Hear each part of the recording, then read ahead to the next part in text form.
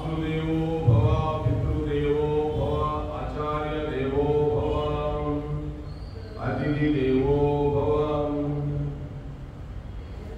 जय श्री कृष्ण चैतन्य प्रभो नित्यानंद, श्री अद्वैत गदाधर श्रीवासादि गौर भक्त वृंद। हरे कृष्णा कृष्ण कृष्ण हरे हरे, हरे राम राम राम हरे हरे।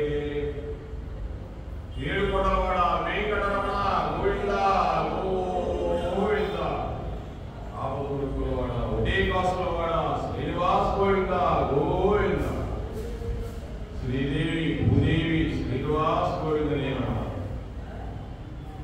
అహోబిల లక్ష్మీ నరసింహ స్వామి గోవింద గోవింద। ఉగ్రం వీరం మహావిష్ణుం జ్వలంతం సర్వతోముఖం నృసింహం భీషణం భద్రం మృత్యుం నమామ్యహం। ఓం నమో భగవతే వాసుదేవాయ నమః, ఓం నమో కృష్ణాయ నమః। పలికిడిది భాగవతమట పలికించెదవాడు రామభద్రుండట, నే పలికిన వ్యవహారమగునట పలికిన వీరుండుగా పలుకనేలా। రామచంద్రుడు ఆ చేత భాగవతాన్ని వరించాడు।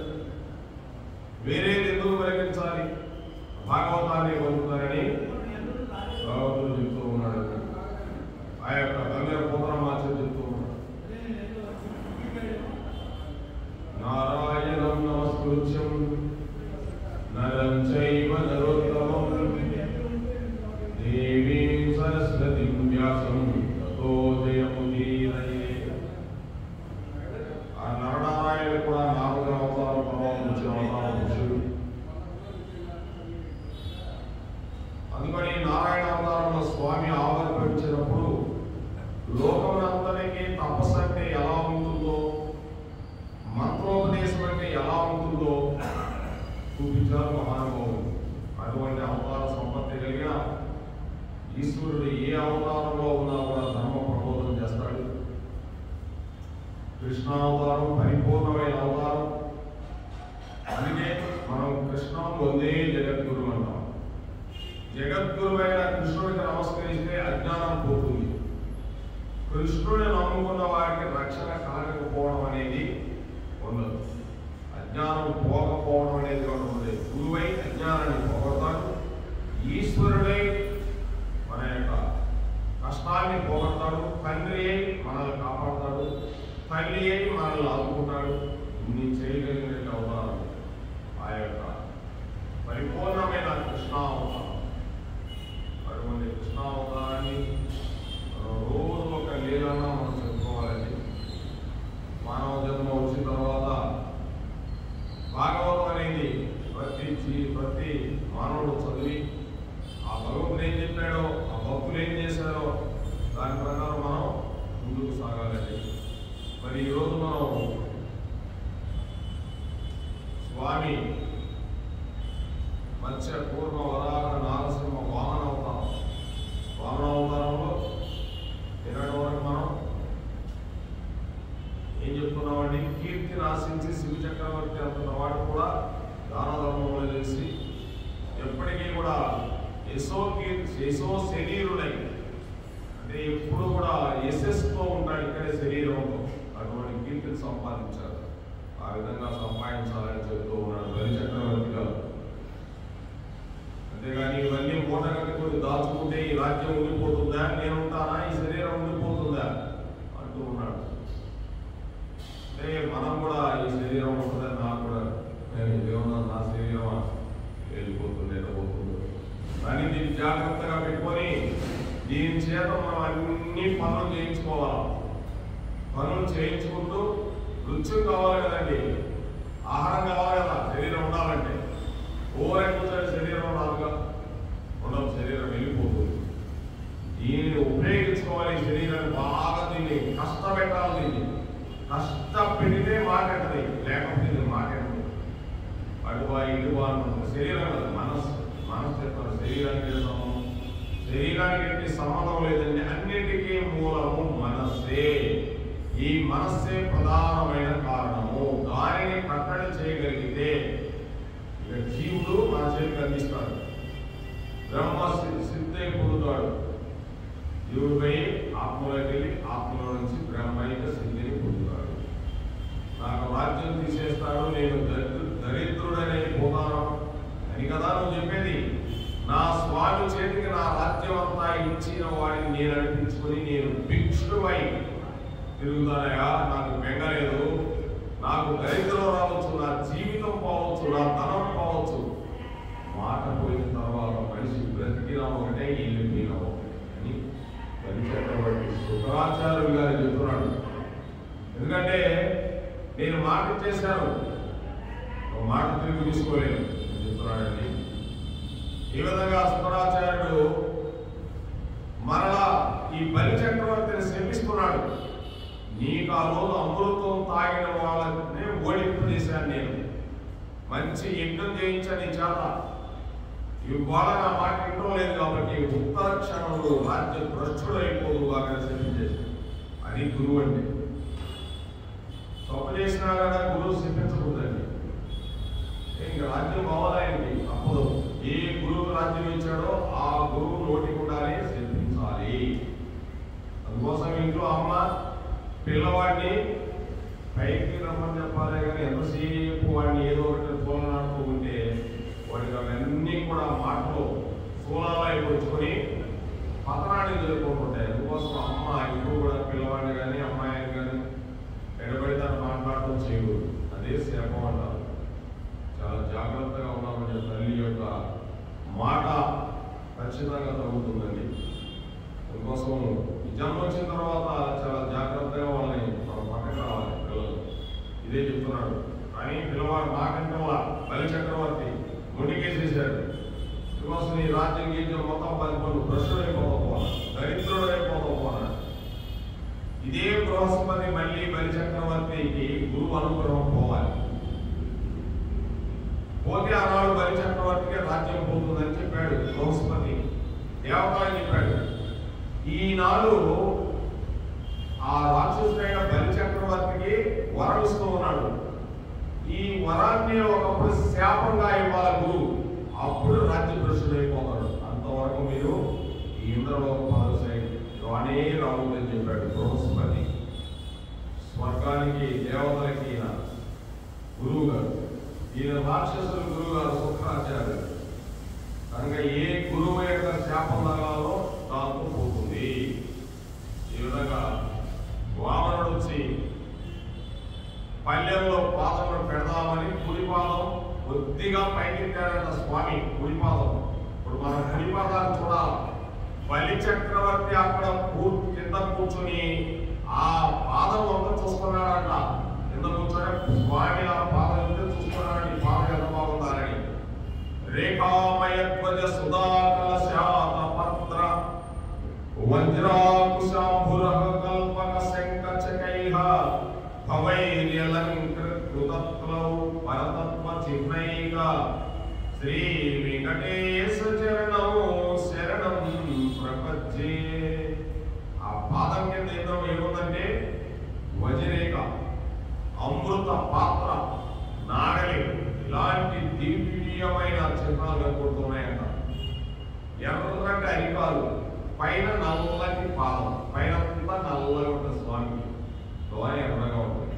ఈ వేదం చదువుకొని ఆమ్నాయం చేస్తారో అటువంటి వేదం ఆయన కాలి అందిగా మారి అలంకరింపబడి ఉన్నది. ఇది వేదం. ఈ యొక్క గొప్ప పద్యమే వేదము. బ్రహ్మచారిగా ఉన్న నిద్ర లేవగానే శ్రీ మహావిష్ణువు పాదముల దగ్గర వంగి లక్ష్మీదేవి నమస్కరించడంలో లక్ష్మీదేవి నొసటన ఉన్న కస్తూరి తిలకం ఆయన పాదం మీద ముద్రపడి ఉంది. అది ఈ పద్యం. అటువంటి పాదమును దగ్గర నుంచి బలి చక్రవర్తి చూశాడు. ఎవరు చూస్తారండి ఆ పాదాన్ని?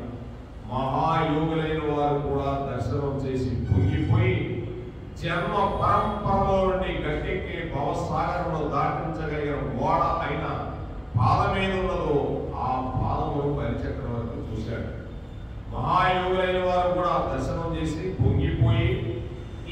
జన్మ పరంపరల నుండి గట్టెక్కే భవసాగరంలో దాటించగల ఓడ అయిన ఆ వెంకటేశ్వరుడి పాదాన్ని చూశాడంట. ఆ స్వామి పాదాన్ని, కృష్ణ పాదాన్ని. ఇంకా బ్రాహ్మీ ముహూర్తంలోనే సప్తర్షుల చేత పూజింపబడిన తామరల చేత సుగంధమును పొందిన పాదమును చూశాడు. 4 గంటలకు బ్రాహ్మీ ముహూర్తం, సప్తర్షులు వచ్చి పూజ చేస్తారంట. తామర చేత సుగంధముని పొందిన పాదమును చూశాడు. చూసి పొంగిపోయి బంగారు పాత్ర ముందుకు జరిపాడంట బలిచక్రవర్తి. వామనుడు అందులో పురుగాలు ఉంచి ఎడమ కాలు ఎత్తి అందులో పెట్టాడు. ఈ 2 పాదములను చూసి బలిచక్రవర్తి, ఆహా ఏమి నా భాగ్యం, ఈ పాదములను ఎవరు కడగగలరు, ఈ పాదములను ముట్టుకోగలిగిన వాడెవరు? స్వామి పాదాలు ముట్టుకోవాలంటే సామాన్యవాడి. అందుకే అన్నమయ్య గారు కీర్తించారు, బ్రహ్మ కడిగిన పాదము బ్రహ్మము తానై పాదము, ప్రేమతో శ్రీ సతి పిసికెడి పాదము, బలితల మోపిన పాదము అని అన్నమయ్య కీర్తించబోతున్నాడు రేపు. అంటే ఈయన ఎప్పుడో ముందు రోజుల్లో ఈయన కీర్తించింది ఇదే. ఆయన ఎప్పుడో బలిచక్రవర్తి కదా, ఇప్పుడు అన్నమయ్య చూసి లైన్ చూసి కీర్తిస్తున్నాడు. ఆయన పాదము నా తల మీద పెట్టుకోబోతున్నా, నాకన్నా ధన్యుడు ఎవరు ఈ ప్రపంచంలో.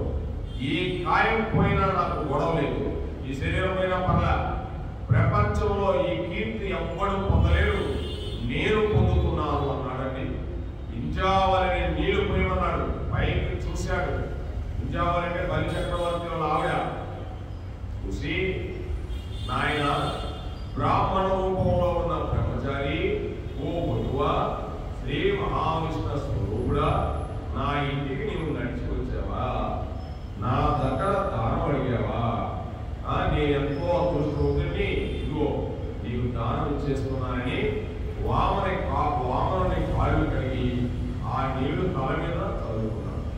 సమస్త బ్రహ్మాండములలో ఉన్న దేవతలు నిలబడిపోయి ఆశ్చర్యంగా ఈ వేళ లక్ష్మీపతి దానం పొందుతున్నాడు, చూడండి చూడండి అని అందరూ చూస్తున్నారు. బలి చక్రవర్తి తమ పతనం అయిపోతారని తెలిసి దానం ఇచ్చేస్తున్నాడు. అది దానం ఇవ్వమని ఎవరికి ఇస్తున్నాడండి? కృష్ణ పరమాత్ముడికి ఇస్తున్నాడు. ఆ మహావిష్ణువుకి దానం, ఇది సామాన్యమైన దానం. ఈ బలి చక్రవర్తిది ఏమి పూరికండి. శుక్రాచార్యులు వారు చూస్తున్నారు. వింజావళి కుండలములో కమండలంలో నీళ్లు తీసుకొచ్చి పోస్తూ ఉంది. శుక్రాచార్యుల వారికి ఇంకా తాపత్రయం పోలా, ఎందుకంటే ఆయన మనసులో అనుకుంటున్నాడు శుక్రాచార్యుల వారు, ఈ ధార వింజావళి పోస్తున్న మామూలు నీరు కాదు, ఈ నీరు మహావిష్ణువు చేతిలో పడిపోయిందంటే మహర్షులందరి నియమములను పాటింపజేసి రక్షించగలిగిన దార. అంటే మహర్షులందరూ ఒక నియమాలు పెట్టుకుంటుంటారు, ఈ అధర్మాన్ని రక్షించు స్వామి అని. అటువంటి ధార ఇప్పుడు రక్షించగలిగిన దార, అటువంటి ధార దాన్ని కొద్దిసేపట్లో రాక్షస స్త్రీలు భక్తులు మరణిస్తారు అని ఏడుస్తుంటే వాళ్ళ కన్నుల నుండి తారబోతున్న కంటి దార ఈ ధార. కుంజావళి పోస్తున్న తారే రాక్షసుల యొక్క స్త్రీల మెడల్లో ఉన్న మాంగళ్యం తెగిపోయే ధార అని శుక్రాచార్యులు అనుకుంటున్నాడు. బలి చక్రవర్తి అని ఆధారపడకుండా చేయడానికి సూక్ష్మ రూపంలో వెళ్ళి ఆ కమండలం కొండమును కట్టబడ్డాడు. ఈ యొక్క శుక్రాచార్యులు ఆ కమండలంలోకి వెళ్ళి ఆ రంధ్రంలో కట్టబడ్డాడు. అడ్డుపడి చిన్నవాడు అయిపోయాడు. అడ్డుపడి కమండలంలో నీళ్లు పడడం లేదు, నీరు పడకపోతే దానం పూర్తి కాదు. స్వామి నవ్వాడు. చేతిలో దర్భలు ఉంటాయండి, ఆ దర్భం తీసుకొని ఒక్కసారి ఆ కమండలం తొండంలోనికి ఒక పొడుగు పొడిచాడండి స్వామి. సూక్ష్మ రూపంలో ఉన్న ఆ శుక్రాచార్యుడు ఈ యొక్క వామనుడు ఎప్పుడైతే దర్భ పెట్టి ఒక గుచ్చు గుచ్చాడో ద్వారా ఒక కలుపు పోయింది. పోయి శుక్రాచార్యుడు బయటకు వచ్చి పడిపోయాడు. వెంటనే నీటి దారం పడిపోయింది. అప్పుడు బలి చక్రవర్తి కంకణములు మెరిసిపోయే వామనుడు చేతిని తన ఈ చేతులు కూడా లోకరక్షణ చేసే చేతులు అని ఆ నీటి దగ్గర పడుతుంటే తుభ్యం నమః అంటూ చతుర్థి విభక్తి వేసి దానం చేశాడంటే అందుకోసం దానం చేసేటప్పుడు నీటితో దానం చేసి అలా పోస్తూ దానం చేయాలి. సరే, ఆయన నారాయణుడే అని తెలుసు. ఇప్పుడు ఆయన ఒక మాట అడిగాడని, దానం పుచ్చుకున్నవాడు భూదానమును పొందితే కొలిచి చూసుకోవాలి.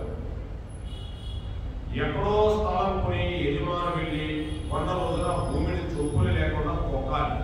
భూమి అలా తొక్కకపోతే భూమి ఆగ్రహానికి గురవుతాడంట. అందుకని భూమిని కొన్న యజమాని భూమిని ఒకసారి తొక్కి చూసుకోవాలి, చొప్పులు లేకుండా. దానం పుచ్చుకున్న భూమి కొనుక్కున్న అక్కడికి వెళ్ళి ప్రయత్నం పూర్వకంగా ఒకసారి ఈ భూమిని తొక్కాలి. అందుకని ఇప్పుడు వామనుడు తనకు దానం చేయబడిన 3 అడుగుల భూమిని కొలిచి చూసుకోవాలి స్వామి. అది కావాలం. మనం కూడా ఎక్కడన్నా స్థలం ఉంటే ఏదో స్థలం దాంట్లో నిజంగా భూమి మన పాదం వెళ్ళి చొప్పు లేకుండా తొక్కాలండి. బాగా చదువు చేసి నవధాన్యాలు బాగా దున్నినట్టు దున్ని నవధాన్యాలు చల్లి నీళ్లు పెట్టి ఆ నవధాన్యాలు పెరిగితే గోమాత కన్నా నవధాన్యాలు గట్టిగా వేస్తే ఆ ఇల్లు ఇంకా నేను చెప్పలేదు, శాస్త్రం చెప్తుంది. విపరీతమైన సంపద. అంటే ఇంట్లో సంపద అంటే డబ్బే కదండి. ఇంట్లో లక్ష్మీదేవి ఆడపిల్లలతో మగపిల్లలతో బంధువులతో ఆయన వియ్యంకురాలతో వియ్యంకులతో కలకల్లాడిపోతాడంట. అది భూమిని భూమి పంటాన్ని మనం వెంటనే చదువు చేసి పడగొట్టేసి వెంటనే కట్టేసి కొత్త ఇల్లు కట్టుకున్నాను. అది కాదు శాస్త్రం చెప్పింది. ఇది శాస్త్రం. దేవీ భాగవతంలో ఒక శాస్త్రం ఉంది. ఇది శాస్త్రమే. ఇంతవరకే వదిలేశాడు ఇక్కడ భూమిని తొక్కి కొలుచుకోవడం. దేవీ భాగవతం అయితే ఆ భూమిని చదువు చేసేయాలంట. ఇల్లు కట్టుకునేటప్పుడు కానీ ఎప్పుడైనా బాగా చదువు చేసేసి బాగా దున్నించేసి ఎంతోమంది దున్నీయటమే ఎంతోమంది దున్నీయటమే దాని మీద నవధాన్యాలు కానీ మొత్తం చల్లి నవధాన్యాలు పెరిగిన తర్వాత ఆ గడ్డి నవధాన్యాలు గడ్డే కానీ తీసుకోబోయి ఒక ఆవు కానీ తినిపిస్తే ఇక మనకు తిరుగుతుంది. దాంట్లో ఎన్ని తరాలు ఉండిపోతారో ధర్మభూమిలో. ఇది దేవీ భాగవతంలో ఉంది. అటువంటిదన్నీ భూమి అంటే సామాన్యమైనది కాదు. వస్తారని టప టప టప టప పడగొట్టేయడం టప టప కట్టేయడం అది కాదు. కొంతదానికి సమయం వల్ల భూమాత శాంతించాలి, అప్పుడు ఆనందం. అందుకే కొంతమంది ఇల్లు కట్టుకుంటారు చూడండి, బ్రహ్మాండంగా కట్టుకుంటారు. కొన్ని సంవత్సరాల తర్వాత అప్పులు పాలి వెళ్ళిపోతా ఉంటారు. బాగా డబ్బున్న కూడా చూసేది. దానికి ఒక నీరు శాస్త్రం ఉంది. ఆ శాస్త్రం ప్రకారం చేయమంటున్నాడు.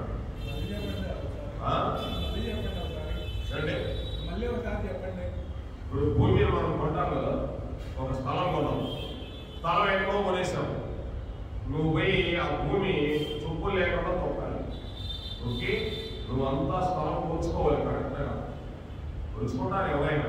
కొలుచుకొని నువ్వు ఇల్లు కట్టాలనుకున్నప్పుడు ఒక 1 నెల రోజుల తర్వాత 2 నెలల తర్వాత ఇల్లు కట్టాలను మంచి సమయం చూసి ఆ భూమిని దున్నాలి. ముందు దున్నాలి. దున్నడం అంటే ట్రాక్టర్ మీద అట్లా దున్ని పాడేస్తారు. లేకపోతే బాగా మట్టి వచ్చేస్తుంది.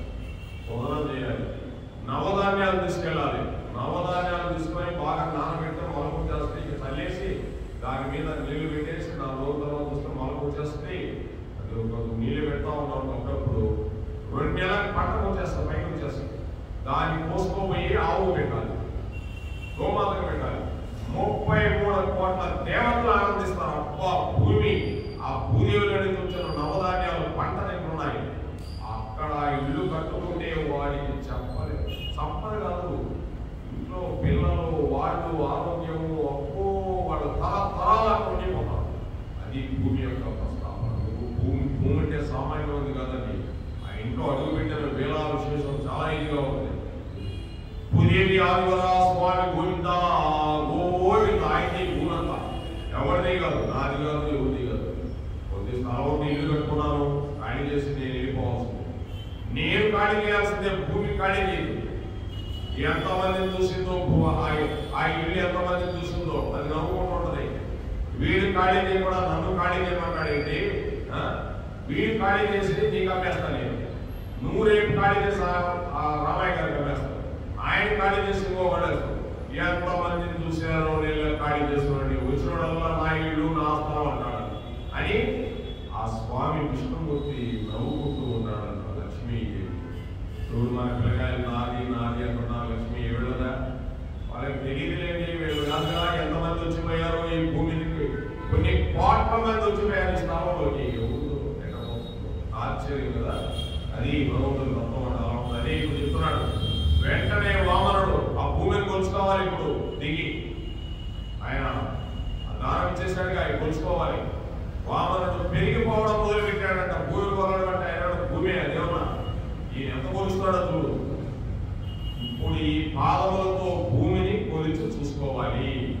ఇంతింతై వటుడింతై మరియు తానింతై అభోమీతిపై అంతై తోయద మండలాగ్రమణ అల్లంతై ప్రభారాశిపై అంతై చంద్రుని కంతై ధ్రువుని పైనంతై మహర్వాటి పైనంతై సత్య పదోన్నతున్నతు బ్రహ్మాండాంత సమర్థి.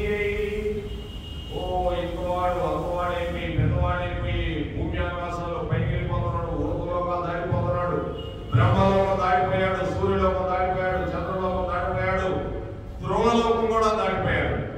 అన్ని లోకాలు దాడిపోయి కొలుచుకుంటున్నాడు భూమి. పొట్టివాడిగా వచ్చిన వాముడు అంతకు పెరిగిపోయి సత్యలోకం దాటిపోయాడు. సత్యం అంటే బ్రహ్మదేవుడు లోకం. ఇంకా పైకి వెళ్ళాడు, సూర్యలోకం దాటిపోయాడు. ఆ పైన ధ్రువత ఉంది, ధ్రువుడు మహాభక్తుడు, ఆయన దాటిపోయాడు. పైన ఉన్న మహర్లోకం దాటిపోయాడు, ఊర్ధ్వలోకాలు దాటిపోయాడు. ఈ లోకాలన్నింటినీ దాటి వెళ్ళిపోతూ ఉంటే వీళ్ళంతా కూడా చూస్తున్నారంట. అరే స్వామి పాదం వస్తుందరా ఏంటి, అందరూ ఏదో కోలాహలంగా వస్తున్నారంట. అన్ని లోకాల వాళ్ళు ఎలా చూస్తున్నారంటే మన లోకం లాంటిదే లోకాలండి. బ్రహ్మదేవుడు అంటే ఒక బ్రహ్మదేవుడు సరస్వతీదేవి వాళ్ళు ఇలా కూర్చొని వీణ వాయిస్తుంటే ఈయన ఇలా కూర్చొని అండి. ఎంతమంది ఉన్నారో బ్రహ్మలోకంలో, ఆ లోకానికి సంబంధించిన జీవులు ఆ లోకంలో ఉంటాయి. మన భూలోకానికి సంబంధించిన జీవులు మన లోకంలో ఉంటాయి.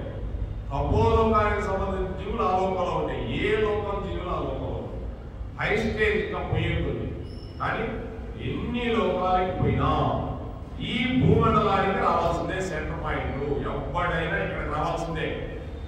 ఎన్ని ట్రైన్లు వచ్చినా విజయవాడ సెంట్రల్ స్టేషన్ లో ఆగాల్సిందే. నువ్వు కన్యాకుమారి నుంచి మద్రాసు రాష్ట్ర కన్యాకుమారి జమ్మూ కాశ్మీర్ దాకా విజయవాడ ప్రతి ట్రైన్ ఆగాల్సిందే. అది సెంటర్ పాయింట్. అటు దిగాల్సిందే. అది ఎప్పుడైనా దాని మీద పోవాల్సిందే. విధంగా ఈ భూమి మీద రావాల్సిందే. మనందరం ఎన్ని లోకాలకైనా పోటీ ఇక్కడికి వచ్చే మరలా ఇక్కడ పుణ్యం చేసుకొని నారాయణ లోకానికి వెళ్ళిపోవాలి, కృష్ణ లోకానికి. అది ఇది సెంటర్ పాయింట్. చాలా గొప్ప లోకం ఇది. ఇటువంటి లోకం దొరకదండి. స్వర్గలోకానికి పోతాం, అంత అనుభవించడమే. అసలు ఈ దేవుడు కూర్చున్నాడు. ఆ బంగారు ఇల్లు రకరకాల ఇలా చెప్పాడు. కానీ చెవులు కావాలా, వామనులు కావాలా, పట్టలు కావాలా, బంగారు కావాలా, కన్యలు కావాలా, గోవులు కావాలా, ఏం కావాలి చెప్పాలనుకున్నాడుగా. అటువంటి స్వర్గలోకాలే. ఇక్కడ ఏం గుర్తుండదు. వెంటనే క్షీణించిపోతుంది శరీరం. వెంటనే వచ్చి మళ్ళీ భూలోకంలో పెట్టుకున్నాడు. అర్జున క్షీణే పుణ్యే మత్స్యలోకే. అర్జున మత్స్యలోకం ఇది. మత్స్యలోకం అంటే మధ్యలోకం. మళ్ళీ వచ్చి నీ పుణ్యం అయిపోతానే స్వర్గలోకాన్ని నుంచి ధమీని ఇక్కడ పడుకోవాలి. ఎందుకంటే నీకు పుణ్యం ఎందుగా? పుణ్యం వద్దు, పాపం వద్దు. నీకు ఏమి వద్దు. ఏం కావాలి? నా గురించి ఆలోచించు. అది భగవంతుడు చెప్పేది. అంటే పుణ్యం వద్దు, పాపం వద్దంటే ఏది మంచి నువ్వు చేస్తున్నావు కృష్ణార్పణం, పాపం చేస్తే నా అర్పణం. నేను అర్పణం చేసుకోవాలి. పాపం చేస్తే మంచి పనులన్నీ కృష్ణార్పణం. ఈ రెండు చేస్తూ నాకు సంబంధం లేదు స్వామి అని భగవంతుడిని మనం ప్రార్థిస్తూ ఉండాలి. మంచి పనుల వరకేనండి, చెడ్డ లేదని భగవద్గీతలో చెప్తాడు. నువ్వెంత పుణ్యం చేసినా కూడా ఎన్నో లోకాలకు పోతావు, బ్రహ్మలోకానికి పోతావు. ఆ బ్రహ్మ భవనాలలో అర్జున నువ్వు బ్రహ్మలోక పర్యంతం పోయినా కూడా బ్రహ్మలోకానికి బ్రహ్మదేవుడికి కూడా ఒకరోజు మరణం ఉంది. బ్రహ్మదేవుడికి కూడా మరణం ఉంది. పేరు పడిపోతాడు. కనుక అవి కూడా అవసరం లేదు. నీకు నా లోకానికి రా. జన్మ కర్మ ఏవ చేయాలి. నా లోకానికి రావాలని ఏం చేయాలి? జన్మ కర్మ ఏవ అర్జున. నా జన్మలు అలౌకికములు, మీలాంటి జన్మలు కాదు నాది. నా కర్మలు మామూలే కాదు. ఏ చక్ర అంటే చక్ర వచ్చేస్తాం, పో అంటే వెళ్ళిపోతుంది మన దగ్గర. అది భగవంతుడి కర్మలు చదివితే ఆనందంగా చూడండి. ఎటువంటి లీలలు చేస్తున్నాడు, ఎవరన్నా చేయగలుగుతున్నాడు. బ్రహ్మాండాలన్నీ దాటిపోయాడు, క్షణంలో కొలుచుకుంటున్నాడు. గమాలను చతుర్ముఖ బ్రహ్మగారు వచ్చేసాడు. వచ్చేసి ఏంట్రా ఈ అల్లరి అల్లరి అంటున్నాడంట ఆ లోకంలో. ఏముంది స్వామి, అదిగో మీ తండ్రి గారు పాదం వస్తుంది పైకి అన్నారంట. నారాయణుడు పాదం. బ్రహ్మగారు రోజు ఆ యొక్క విష్ణు పాదాన్ని కడిగాడు. అందుకే బ్రహ్మ కడిగిన పాదం. తన ఆ పాదం తన కమండలంలోని జలంలో కడిగి శిరస్సున ప్రోక్షణ చేసుకుని ఆచరణలో చేశాడంట బ్రహ్మదేవుడు. ఓ మా తండ్రి గారి పాదం వస్తుందని చెప్పి తండ్రి గారి పాదాలు కడిగాడంట పైనుంచి. అంటే మనల్ని కూడా మన నాన్నగారికి అమ్మగారికి ఎప్పుడైనా పాదాలకి కడుక్కొని శుభ్రంగా ప్లేట్లో పెట్టుకొని ఆ పూలేసి ఆ పూలు మళ్ళీ మన ఇంట్లో మన ఆవిడ మన పిల్లల మీద వాళ్ళ మీద వేస్తే అంటే వాళ్ళే పరమ పుణ్యమైన ఎవరి ఆ పాదాలు? సీతారాము, పార్వతీ పరమేశ్వరు, రుక్మిణీ కృష్ణుడు, రాధాకృష్ణుడు, వాళ్ళదే ఈ పాదాలు. రాధాదేవి మన అమ్మా నాన్న కూడా రాధాకృష్ణులే. ఎవరున్నారండి మన అమ్మా నాన్న? మన అమ్మా నాన్న ఉన్నారా? అక్కడ లేరు. ఆ పరమాత్మ ఆత్మరూపంలో ఉన్నవంటే మన అమ్మా నాన్న ఉన్నారు. అంటే స్వయం భగవాన్ తల్లిదండ్రులు, అంటే కృష్ణుడే మన తల్లిదండ్రులు. ఆయన వెళ్ళిపోయాడనుకో అమ్మకి ఏం పాదాలు నమస్కారం చేస్తాం. వెళ్ళిపోయే ముందు ఒకసారి 2 కాళ్ళు ఇలా కట్టేస్తే లాస్ట్ టైం ఫైనల్ ఆడ ఆ వైకుంఠ పాయలు వేసినప్పుడు అలా నమస్కారం చేసుకుని అమ్మాయి జన్మనిచ్చినందుకు అయిపోతుంది తీసారి పడేస్తారు. ఆ పాటికి అక్కడ పూజ అయిపోతుంది, మన పాటికి వస్తాం. రేపు ఎప్పుడో పోయినప్పుడు కూడలో ఎముకలు ఇస్తారు, కొత్త కూడలో దాన్ని తీసుకుపోయి కాశీలో వెళ్ళిపోతాం. ఇక్కడ చేసిన పాపం వల్ల కాశీలో వేసి రావటం, ఎముకల్లో పోయి కాశీలో పుణ్యం కలుస్తుంది. ఎముకలు వెళ్ళక అదొక పాపం అండి. ఎక్కడ లేదండి కాశీలో కలుపుతాను కానీ ఏమీ లేదు సార్. ఇక్కడే నువ్వు పుణ్యం చేసుకోవాలి, ఇక్కడే పాపం చేసుకోవాలి. ఏం చేసినా ఇక్కడే. కాశీలో పోతే ఆ నీళ్ళలో వెళ్తే పోతుందా? పోదు, పోనే పోదు. కాశీకి పోయాను నేను, వంకాయ వదిలేసి వచ్చాను. వంకాయ వదిలేసి వచ్చినాడు, రాకపోతే బెండకాయ వదిలేసి వచ్చానంటాడు, జాంకాయ వదిలేసి వచ్చాను అంటాడు. నేను జాంకాయ బాగా ఇష్టం అనుకో, అయ్యా నేను కాశీకి పోయి వచ్చానయా, జాంకాయ వదిలేసి వచ్చానయా కాశీలో. జాంకాయ వదిలేసి వెళ్ళిపోతే కాశీకి పోయిన తర్వాత ఏం చేయాలి? కామ క్రోధ మోహ మద మాత్సర్యాలు వదిలేస్తే అప్పుడు నువ్వు పరమ పవిత్రుడైపోతావు. అంతవరకు ఇవన్నీ. అందుకే కృష్ణ పరమాత్ముడు అంతా యుద్ధం అయిపోయిందండి, భారత యుద్ధం అంతా అయిపోయింది. అప్పుడు ధర్మరాజు అన్నాడు, బాబా చాలా మందిని సంబరం చేశారు, ఈయన సంబరం చేశారు అనుకున్నాడు ధర్మరాజు. ఇంకా పోలా, అర్జునుడు ఒకటి పోయింది, మళ్ళీ ఏమో తయారయ్యాడు. మళ్ళీ స్వామి వీళ్ళందరినీ చంపేశాను బాబా, నేను నా వల్లేను, వీళ్ళందరూ చనిపోయారు, రక్తపాతం ఏరులై పారింది. ఈ యొక్క ఇంటి కోసం ఇంతమంది చనిపోవాలా బాబా? రోజు ఆత్మ నా కల్లో కనిపిస్తున్నాయి, పైవేస్తున్నా బాబా. నేను తీర్థయాత్రలకు పోవాలనుకుంటున్నాను. మా యొక్క అన్నదమ్ములు అందరూ కలిసి చాలా మంది బంధువులు తీసుకోబోతున్నారు. ద్వారకానగరానికి కబురు పంపాడు, నువ్వు కూడా రావాలి బాబా, తప్పకుండా నువ్వు వస్తేనే మా తీర్థయాత్ర సంపూర్ణం అవుతుంది అన్నాడు. కృష్ణుడు చెప్పాడు, వస్తాలేవా అన్నాడు. నాకు ద్వారకంలో పని ఉంది, నీ దగ్గరే ఉన్నా కదా. లేదు లేదు నువ్వు రావాలి, నా యొక్క స్నేహితుడు పంపిస్తాను ఒక అతన్ని, నేను వచ్చినట్టే నా ప్రతిమ లాంటిది ఒకటి వస్తుంది అన్నాడు. అనపకాయ అంటే సొరకాయ, బీరకాయ సొరకాయ ఏదో ఉంచాడు. ఆయన ఈ అనపకాయ తీసుకోబో ధర్మజ బావగారు, నువ్వు ఎక్కడ గంగలో మునిగితే, నర్మదాలో మునిగినా, ఇంకొక చోట మునిగినా, ఏ నదిలో మునిగినా ఈ అనపకాయ కూడా నువ్వు చేతితో పట్టుకొని కృష్ణార్పణం అని నేను మునిగినట్టే. ఈ అనపకాయ నా యొక్క ప్రతిమ, వచ్చేసి పాపాలన్నీ పోతాయి అన్నాడు. సరే వచ్చిన తర్వాత బ్రహ్మాండంగా తీర్థయాత్రలు చేసి వచ్చారు. అన్నదమ్ములు అందరూ కలిసి వచ్చి అందరికి అన్న సమారాధన చేయాలనుకున్నాడు ధర్మరాజు. తీర్థయాత్రలు చేసి వచ్చాడు కదా, మనం కూడా ఎక్కడ పోయిస్తే అందరిలో పిలిచి భోజనం పెట్టాం. అది ఒకప్పుడు పల్లెటూరులో ఉండేది, గొప్పగా ఉండేది, చాలా గొప్పగా ఉండేది. అంటే అంత బాగా అన్ని ప్రసాదం అంటారు. మనం చేయలేకపోయినా కూడా ఆ రోజు నలుగురు పెడితే అన్న ప్రసాదం. మాతాన్నపూర్ణేశ్వరి భిక్షాందేవి అలా మహాదేవ శుభోశకర ఏడుకొండలవాడ వెంకటరమణ గోవింద. ఇంత అన్నం పెట్టు చాలండి. ఆత్మ జీవుడు ఆనందిస్తాడు. ఆత్మ ఆనందించి భగవంతుడికి ఏమవసరం? ఆత్మ జీవుడు ఆనందిస్తాడు. అందుకే ఆత్మశాంతి ఆత్మకు శాంతి ఆత్మకు శాంతి అంటారు. ఆత్మకు శాంతి ఇప్పుడు లేదు. జీవుడికి శాంతి, ఆత్మ కంటే భగవంతుడికి శాంతి చేయగలిగింది. నువ్వు ఏం చేస్తావు? భగవంతుడికి శాంతి. ఇవన్నీ లేవు. కృష్ణుడు చెప్పాలి ఇక్కడ ఎక్కడ కూడా. సరే, అందరికీ భోజనాలు చేయమన్నాడు. కృష్ణుడు వచ్చాడు. బాబా అనపకాయ కూడా జాగ్రత్తగా ఉంది కదా. నువ్వు మునిగిన చోటంతా ఉంచావా? ఎన్ని తీర్థయాత్రలు చెప్పలేను బావగారు. ఎన్ని తీర్థయాత్రలు మునిగాను నాకు లేదు. అంటే పాపం అంతా కడిగేశావు. నువ్వు అందరికి సంబంధించిన పాపం అంతా పోతుంది. సరే, ఈ అనపకాయ కోసి అందరికీ కూర కొద్ది కొద్దిగా పెట్టు, పుణ్యం వచ్చేస్తుంది అందరికీ. బాగా మంచి కూర చేసి ఈ అనపకాయ రుచులంతా కొద్ది కొద్దిగా పెట్టారండి. అందరు తింటున్నారు. ఎలా ఉంది అనపకాయ అన్నాడు. అప్ప చేదండి, చిరు చేది ఎక్కడకాయండి అన్నారు. అప్పుడు కృష్ణుడు చెప్పాడు, అంతగా ముందే అనపకాయ బాగుందయా, తీర్థయాత్ర మునిగిన తర్వాత చేదు అయిపోయింది. నువ్వు చేసిన పాపాలు అక్కడ మునిగితే పోతాయా? ఎప్పటికీ బాగుందా అవన్నీ పిచ్చి మాటలు. కనుక నువ్వు ఇక్కడే పాపము పుణ్యము ఈ భూమి మీదనే చేసుకోవాలి, కానీ అక్కడ పోయి మునిగితే పోవు. అనపకాయలు అందరికీ ఉండదు. ఆ అనపకాయ గారు అందరికీ కూర పెట్టుంటే ఎంత రుచిగా ఉండాలా, ఎందుకు చేదుగా ఉంది?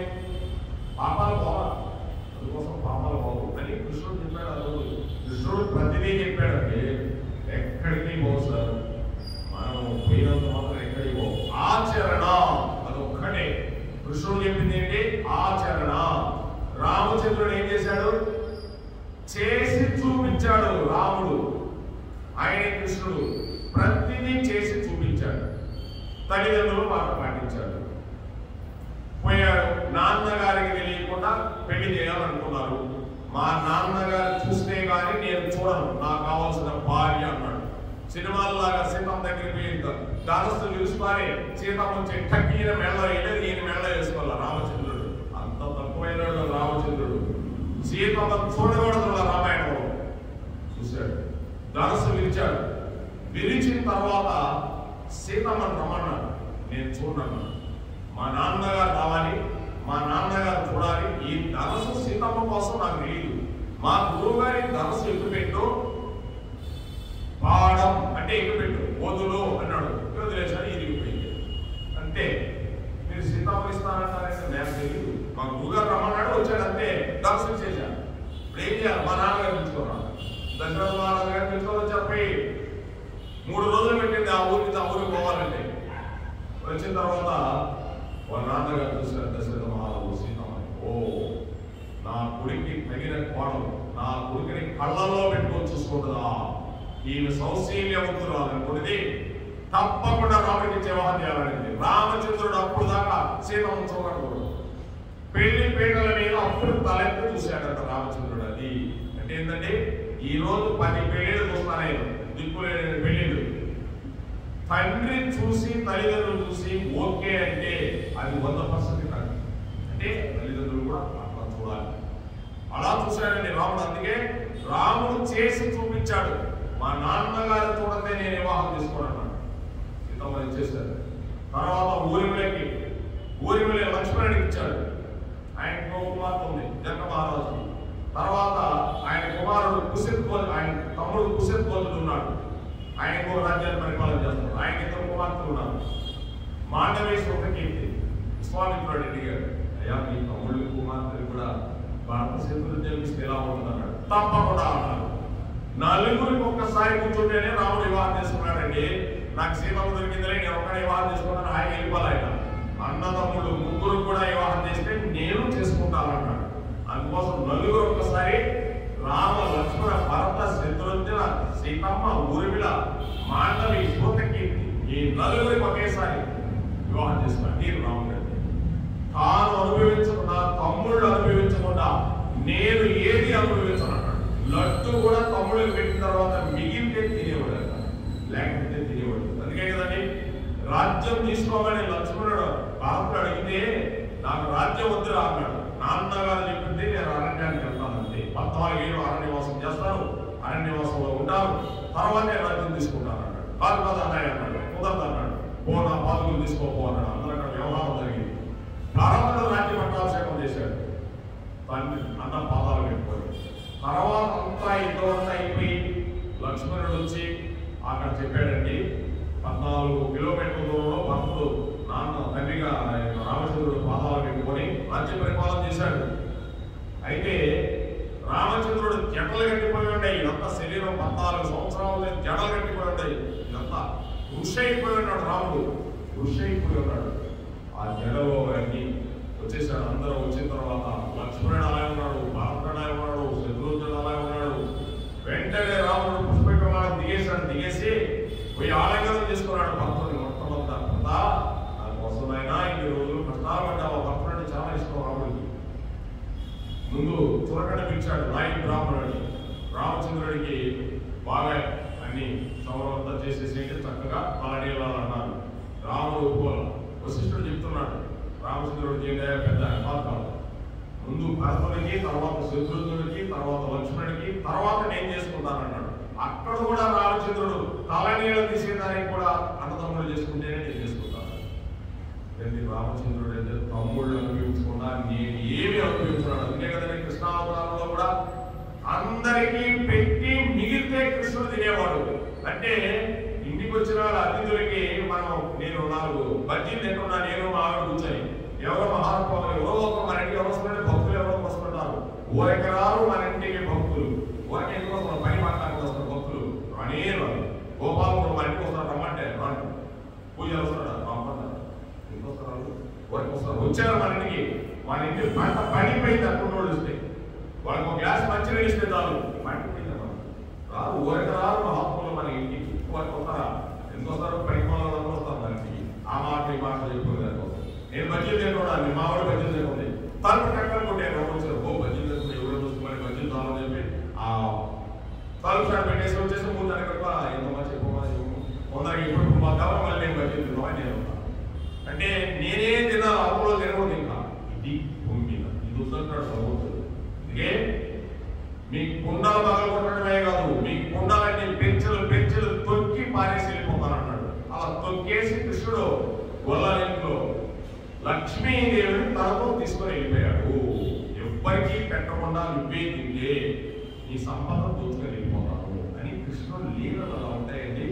అలాంటిది బ్రహ్మాండ పురాణాలు కూడా మామూలు పురాణాలు కాదు. రామచంద్రుడు అంటే అసలు రామాయణాన్ని చెప్పుకుంటే ఆనందంగా ఉంటుంది. రామాయణం చెప్తే మన జీవితం ముందుకు సాగిస్తుంది. చిన్నప్పటి నుంచి పిల్లలు తెలుసుకోవాలి అన్నదమ్ములు అంటే. ఒక అన్నదమ్ములు సంపాదించారని కోట్లు, 2 అన్నదమ్ములకు లేదు పేదవాళ్ళు, ఒకే పది వాటిలో పైకి తీసుకొచ్చేయాలి డబ్బులు ఇచ్చేసి. వాడు మంచోడో చెడ్డోడో మనకు అనవసరం. అరే ఇద్దరా అమ్మాయిని పెళ్లి చేసి రే అబ్బాయి చదివించుకోవడం చక్కగా వెళ్ళిపో ఇల్లు తీసుకోపోతుంది కృష్ణార్పణం కృష్ణుడు ఇచ్చాడరా తీసుకోబడరా అంటే ఎంత ఆనందపడిపోతారండి.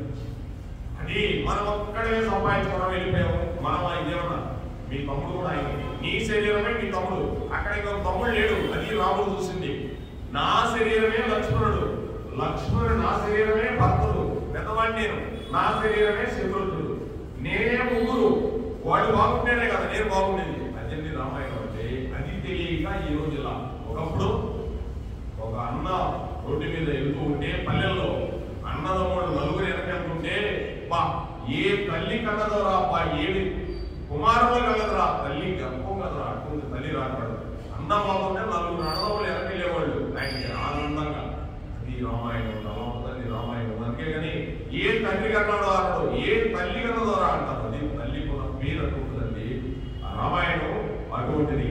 సరే ఆ పాదమును తన కమండలంలోని జలములతో కడిగి శిరసున ప్రోక్షణ చేసుకొని ఆచరణం చేసేసాడు బ్రహ్మదేవుడు. మా నాన్నగారి పాదం వస్తుందిరా అని చెప్పి ఆ కాళ్ళు కడిగాడు. అది కాళ్ళు కడగడం అంటే తల్లిదండ్రులకి అంత పుణ్యం లేదండి అసలు జన్మలో.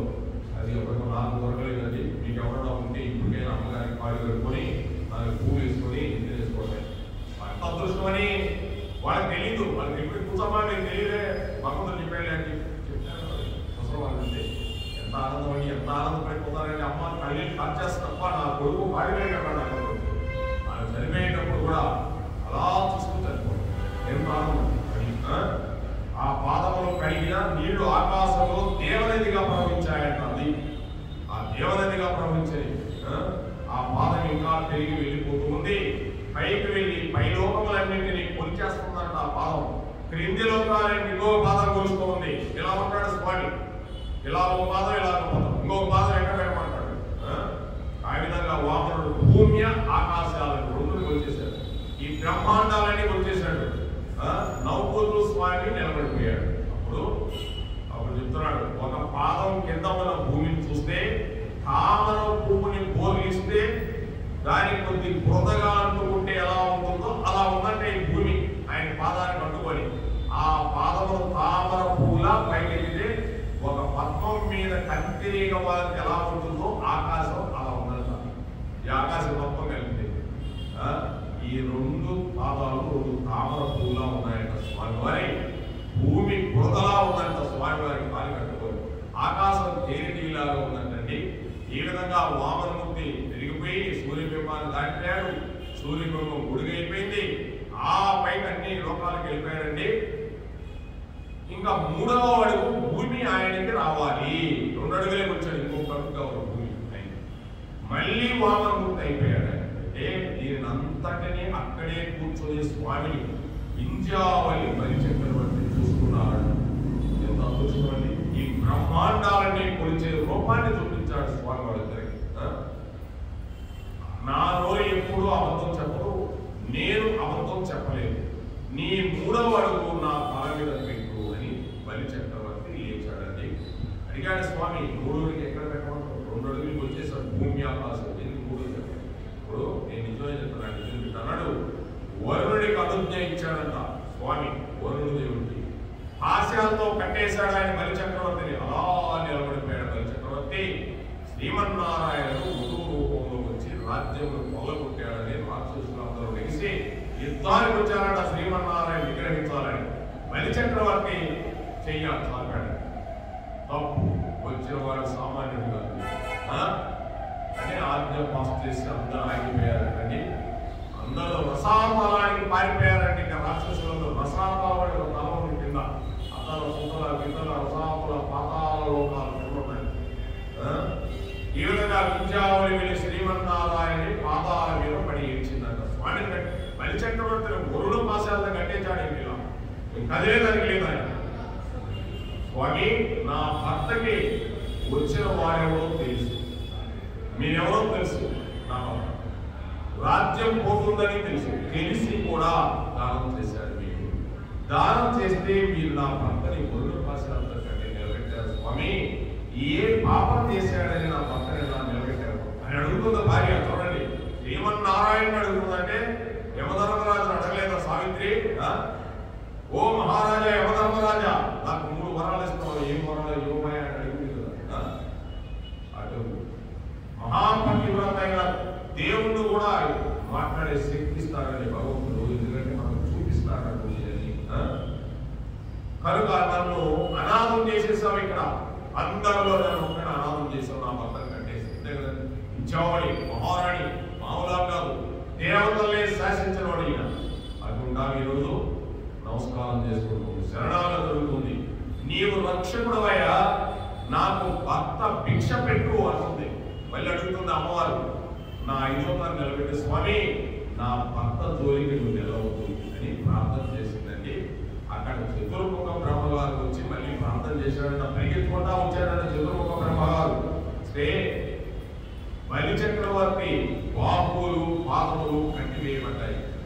వరుణ పాశాలలో కడుతుంటే అది శ్రీమన్నారాయణ అనుగ్రహమని బలిచక్రవర్తి నమస్కరిస్తూ నిలబడిపోయాడు. అంటే ఎంత వినయ విధేయతతో ఆయన తెలిసిపోయింది, భగవంతుడు వచ్చాడు, నన్ను కట్టేశాడు, అయినా పర్లేదు, నాకు ఈ జీవితం పోయినా పర్లేదు, నారాయణుడే నా ఎదురుగా వస్తుంది కదా, జీవితం ఉంటే పోతే నారాయణుడు వచ్చాడంటే నీకు మంచి చేస్తాడు అంతే. ఇక నారాయణుడు సామాన్య విషయమా? 10 దిక్కులు వాళ్ళు కూడా చూసి శ్రీమన్నారాయణ బలిచక్రవర్తి ఎంత శిక్ష వేయడమా అంటున్నారు. శ్రీమన్నారాయణ అంతా అనుభవించాడు, అన్నీ ఇచ్చాడు, ఆయన వరుణ పాశంతో కట్టేయడమా ముక్కు మీద వేసుకున్నారంట. బ్రహ్మగారు వచ్చాడు, ఇటువంటి భక్తుడు నేను ఇంతవరకు పూర్వం చూడలేదు స్వామి, నీవు వచ్చావని తన ఐశ్వర్యం పోతుందని తెలిసి కూడా దానం చేశాడు, వరుణ పాశాలతో కట్టేయడం న్యాయమా స్వామి అని బ్రహ్మదేవుడు కూడా అడుగుతున్నాడంట. అంటే ఆ కృష్ణ మాయని ఎవ్వరూ తెలుసుకోలేదు, ఇప్పుడే మాయ చేసినట్టు ఉంటాడు, ఇప్పుడే మాయ పోయినట్టు ఉంటుంది. మనకి భాగవతం చదివినంతసేపు ఇన్నంతసేపు మాయలో నుంచి బయటపడతాం. అక్కడ ఈ ద్వారం దాటితేనే మాయ కనిపిస్తుంది. మాయ ఏం లేదండి, తొందరగా నా ఇంటికి పోవాలి, ఎవరిన మనోరంలో ఏదో స్వీట్ ఎత్తుకోపోవాలి, అది ఎత్తుకోపోవాలి, ఇంకోటి ఎత్తుకోపోవాలి. మాయ అనేది బండికి దగ్గరికి పోతానే మాయ కనిపిస్తుంది. భాగవతంలో ఎగిరిపోతాం అంటే ఈ మాయలో నుంచి బయటపడిన వాడే మమ మాయ దురంతయాత్తున. నా మాయని దాటాలంటే సామాన్య విషయం కాదు, నా భక్తులే దాటారు నా మాయని. పర్వాలేదు ఎవరో దాటలేదు. నా భక్తులు అంటే మీరే, భాగవతం వినే భక్తులే. వినగా వినగా వినగా వినగా ఏదో ఒక రోజు ఈ మాయను దాటింది. మాయను దాటడం కదండి, ఇది ఒక మాయా, ఇది ఒక కళ, అంతే. కళే. రాత్రి నిద్రపోయాం, కళ్ళలో నేను ఎక్కడో తిరుగుతూ ఉంటాను, నేను ఇక్కడ కొనుక్కొని ఉంటాను, మంచం మీద ఎక్కడో తిరుగుతుంటా, ఇంకొకరితో మాట్లాడుతుంటా, అన్నీ కనిపిస్తుంటాయి. మాయ కళ. కళ గుర్తుకాడదు ఒక్కసారి. ఎప్పుడో ఎక్కడో ఆఫీసులో ఉద్యోగంలో లేకపోతే ఏదైనా వ్యాపారంలో లేకపోతే పని చేస్తుంటే కళ గుర్తొస్తుంది. అది కూడా కొద్దిగా గుర్తొస్తుంది. ఒక్కోసారి పూర్తి గుర్తొస్తుంది. ఎంత మాయ చూడు. మన జీవితం కూడా జరిగిపోయింది అన్ని గుర్తుండవండి. మాయ అంటే ఉన్నది లేనట్టు లేనిది ఉన్నట్టు చూపించేదే మాయా. ఆ మాయా శక్తి దుర్గామాత. ఆమె అమ్మల కన్న అమ్మ, ఊరమ్మల మూలపటమ్మ, సురారుడమ్మ, కడుపారి కూర్చున్న అమ్మ, దందులో నమ్మిన వేడుకుంట అమ్మల మనమ్మల ఉండేది అమ్మ దుర్గా. మా ఇంట కలిసిపోపట్టుతో సంపదలు ఇచ్చేదవగాకమ్మా. శ్రీరామచంద్రుడు పలికించిన పద్యం అంటే కృష్ణ సహోదరి. ఆమె మాయాశక్తి. ఈ మాయాశక్తిలో నుంచే మనందరం వచ్చాము. ఈ మాయలో మళ్ళీ పడిపోతున్నాం. మాయలో పడకుండా ఉండాలంటే అనుకుంటే పరమ పురుషుడిని పట్టుకుంటే మాయాదేవి స్థూలాన్ని ఇలా పట్టుకొని వెళ్ళిపోవడం. అందుకే ఇది దుర్గం అంటే జైలు. త్రిశూలం పెట్టుకోవడం నాకు ఎప్పుడు పొడుస్తుంటది. ఎప్పుడు ఎక్కడ పోతారో నువ్వు చేసిన పాపాలని. మా తెలియక చేశాను. ఇప్పుడు అన్నా నువ్వు నారాయణ దగ్గరికి పోయమ్మా, నువ్వు మా మేనత్తమే, నన్ను ఏమనకుండా నారాయణ భక్తి నేర్పించమంటే సరే మీ పెద్ద బావ ఉన్నాడు విఘ్నేశ్వర స్వామి దగ్గరికి పో, నేర్పిస్తానంటే ఆయన బాగా వచ్చాడు. బాగా వచ్చేయండి, మీ మామ నేర్పించాడు బాగా. ఎవరమ్మా? కాశీలో ఉండే కాశీ విశ్వేశ్వరుడు మీ మామగారు. నాయన నేను మేనత్తన్నావు, మీ నాన్నగారు 7 కొనాలనేది వెంకటరమణుడు, మరి మీ మామెవరు కాశీలో విశ్వేశ్వరుడు, మీ బావెవరు విఘ్నేశ్వరుడు, నా కుమారుడే కదా పెద్ద బావ. ఆయన ఏం చేశాడు పెద్ద బావ నిన్నటిదాకా? ఏం చేశాడండి? అయ్యా ఆధిపత్యం కావాలన్నాడు.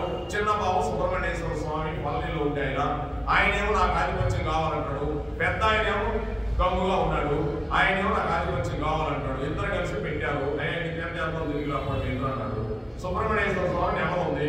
గురువున్న నాన్నగారు పొడ మీద లేచి గురువు నెమ వెళ్ళిపోయాడు. ఈయనేమో దిగలాక దిగలాక పట్టేసుకొని మన పెద్ద బాబు చిన్న చిన్న కాళ్ళు పెద్ద చెవులు కదా చిన్నగా దిగి, నాన్నగారు నేనేమో గుజ్జాలి, వాడు ఎలుగు ఒక సన్నాసుడు ఉన్నాడు, వాడు ఎక్కడ తిరుగుతాడో బియ్యం పొట్టులో తింటున్నాడు, వాడి మీదకి నేనేమీ లేదు అన్నాడు నాన్నగారు. ఓ నన్ను ఆశ్రయించావైతే నువ్వు? అవును నాన్నగారు, ఏదైనా ఉపాయం చెప్పు నాన్నగారు. తమ్ముడు వెళ్ళిపోయాడు నాన్నగారు, ఇప్పటికే చాలా గంగానికి వెళ్ళిపోయి ఉన్నాడు అన్నాడు. ఏం పర్లేదు నేను చూసుకుంటాను అన్నాడు. ఏం లేదు నాయన, నన్ను ఆశ్రయించావు కాబట్టి ఓం నమో నారాయణాయ నమః ఈ మంత్రం ఉపదేశం చేస్తున్నారు. సకల దేవతలు దీంట్లో ఉన్నారు. ఆ నారాయణుడి అన్నిటికీ పరమాత్ముడు కృష్ణుడే. ఆ నామాన్ని ఉచ్చరిస్తూ మా చుట్టూ 3 చుట్లు తిరిగినాయన వినాయక నీకు సకల తీర్థయాత్రలో స్నానం చేస్తాం మీ తమ్ముడు కంటే ముందన్నాడు. అంటే ఆయన చేసింది ఇంకేదంటే మన పెద్ద బాబు గారు చేసింది ఆ కృష్ణ మంత్రమే. ఆయనే కృష్ణ మంత్రాన్ని చేసినప్పుడు మనం ఎందుకు చేయలేము? చూడండి, నారాయణ మంత్రాన్ని ఇచ్చాడండి పరమేశ్వరుడు. ఓం నమో నారాయణాయ తిరుగుతున్నాడు. గంగలో మునిగి విఘ్నేశ్వరుడు బయటకు వస్తున్నాడు.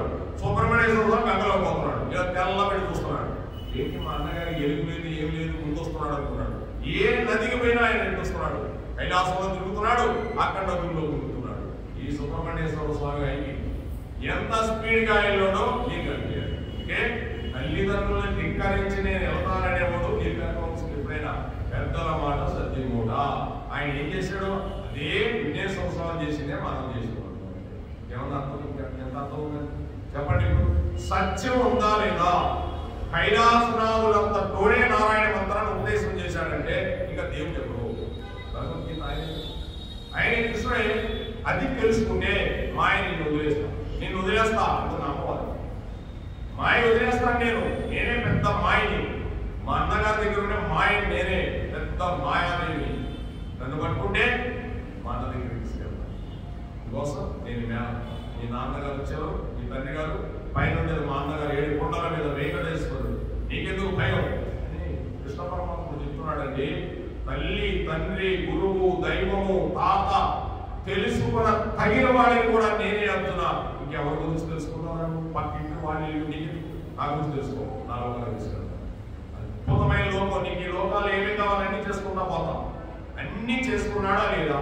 ధర్మజ భీమ అర్జునుడు నకుల సహదేవుడికి ఇంత నొప్పి కలిగించాడంటే ఎవరిని ఇంత ఇబ్బంది లేకుండా వాళ్ళని అష్టైశ్వర్యాలు ఉంచేసి ధర్మవేదం చూపించి వాళ్ళని కర్మ మార్గంలో తీసుకెళ్ళిపోయారు. అవునా?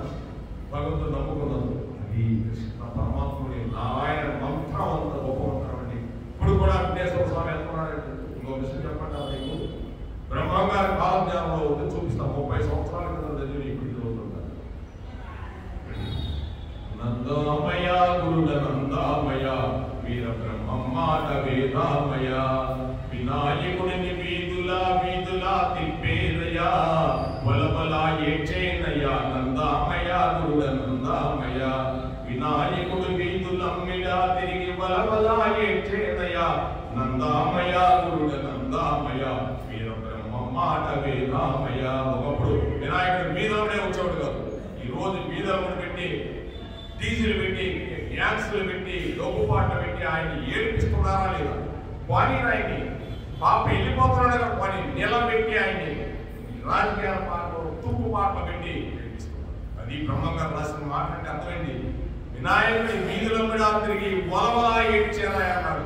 వీధులు పెట్టేవాడు కాదు. ఉంటుంది బ్రహ్మంగారు తత్వం అంటే మాటలే కదండి. వీళ్ళు భక్తి అనుకుంటున్నారు, భక్తి కాదు, బాధపడుతుంటారు. భక్తి అయితే వరదలు ఎందుకు వస్తాయి?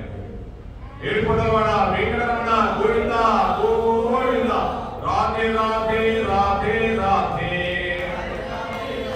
రాధే కృష్ణ గోవింద రాధే రాధే రాధే రాధే రాధే గోవింద రాధే గోపాల రాధే గోవింద రాధే గోపాల రాధే గోవింద రాధే గోపాల రాధే. జై రాధా కృష్ణ గోవిందకి, రాధా శ్యామ్ గోవిందకి, బృందావన్ గోవిందకి, మధు గోవిందకి. ఏడుకొండలవాడ వెంకటరమణ గోవింద. శ్రీ రుక్మిణి పాండురంగ విఠల గోవిందకి, శ్రీ రమా వీర వెంకట సత్యనారాయణ స్వామి గోవింద.